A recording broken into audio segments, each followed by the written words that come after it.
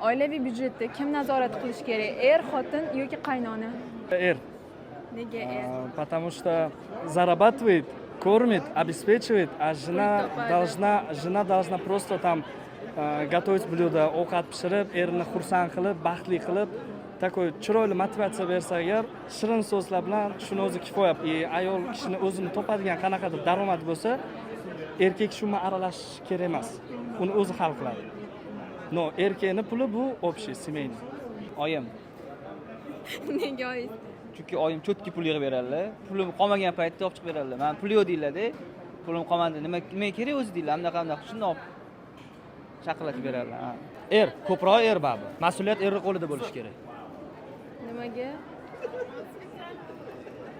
Buni qaynona lekin ayol bilan er o'rtasidagi pulga aralash kerak emas deb hisoblayman. Pul bilan erkak shug'ullansa, ayol kishi qolgan uy ishlari bilan, boshqasi bilan kerak bo'lsa, misol xotiniga beradi.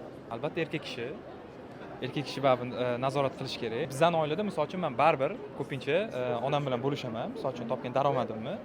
Chunki onam yaxshi pul yig'adilar. Baribir erkak kishi bosh bo'lgani yaxshiroq. Menimcha er hal qilish kerak.